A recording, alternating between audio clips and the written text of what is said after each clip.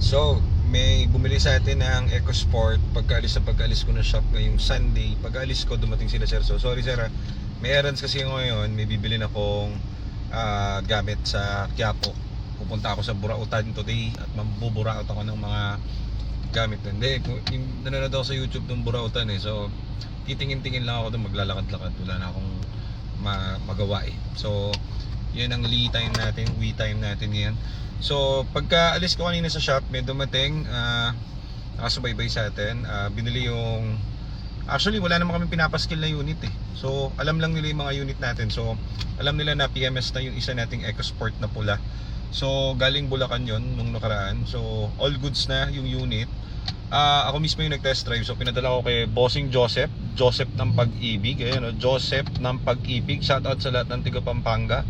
Sa lahat ng nagmamahal kay Joseph. Pagdasal po natin siya. At ayan guys, ano yung gagawin natin? Test drive nitong EcoSport. Sobrang lamig ng aircon, nakakapasok. Ayan o. Ouch. Ouch. Hindi, pero sobrang lamig po ng aircon. Tapos naka black edition na yung mga trimmings niya. Tapos mamaya ang onte, pag diretso mo siya, tingnan natin yung shifting . So sobrang smooth. All goods na unit, naka plastic pa ang trimmings. Tapos interior wise siguro mga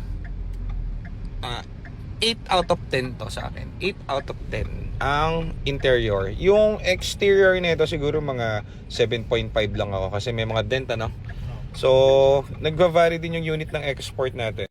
Doon sa sa physical outlook, pati doon sa syempre yung ginastos natin doon sa mga kung anik-anik na mga pinagkakabit natin, mga transmission at kung ano-anong PMS na pinagagawa natin. So nagva-vary dun yun. So hindi kasi namin tinitipid yung unit. Pero kung check out nyo sa marketplace yung value ng benta namin ng gantong unit sa marketplace, mas mahal pa sa marketplace, maniwala ka. So dun sa marketplace, sira pa yung makukuha mo. Hindi ka pa sure. So dito, papers check, legit. Nandun sa video, balikan nyo. First owned lagi. Gawa yung unit, wala kang intindihin, may showroom tayo, pwede mo ibalik.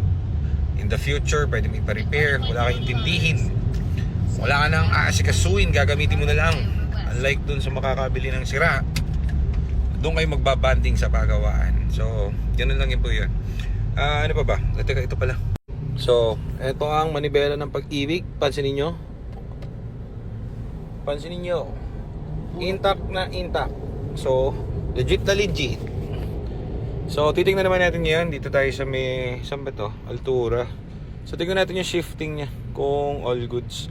Pero, yun nga, test. Kahit di kasi namin test drive to, ang pinalitan natin dito is buong cooling system, PMS. Kasi ang naging problem ng first owner nito is over advanced yung timing niya.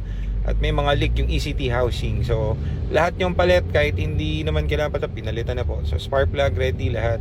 Oil, change oil, lahat kompleto. Brake system, ABS, tanggal na. Wala nang paproblema sa ABS dahil hindi naman sira ang ABS. Pero, pinagawa pa rin natin. So, yan. Yan yung shifting niya, yung RPM niya. So, all smooth, walang tunog sa loob. Sarap manakbo. Pero talaga, ang lamig ng aircon nito, brad, Hindi ganito ibang EcoSport natin, Talagang, matalas. Baka pinapalitan yung compressor nito nung oo. Yung... Oo, kasa maintain nga pala to. Ito pala yung yung huling-huling pinagawa niya is ECT housing. So, pinalitan niya hindi ECT valve, ang pinalitan niya buong compressor. Kaya pala nakakapaso yung lamig. So, eto sir, kahit ibiyahin niyo ito ng Bicol, Cagayan de Oro, tapos magkape ka sa Mindanao, walang problema. Sigurado yung unit natin, sir. So, ayan yung review ko lang ng onti ito, pero ginamit ko na rin para maka-feel ni sir. Ang temperature na ito naglalaro lang around 90 degrees lang. 110 yan bago mag-overheat, so wala kayong poproblemahin. Pupunta kaming Carmen Planas, dun sa Burautan, dahil pinapanood ko si Mamboy yung nagkakaskas ng ng relos. So, baka bumili ako ng relos na clone. So, ayan, Joseph ulit, sir, ano masabi sa unit? 73 lang yung cooling system niya. 73 lang to maximum ng 90 ang cooling system. So, wala kang ang ganda talaga ng aircon. Ang sarap pala magpapalit ng ng buong compressor, Ang lamig eh. Ang talas. So sir, naka-default sa Jam 88.3 yung radyo mo para kung gusto mong radyo boy ka. Wala, sinabi ko lang. So ayan guys, thank you and salamat sa mga followers natin na solid. Salamat.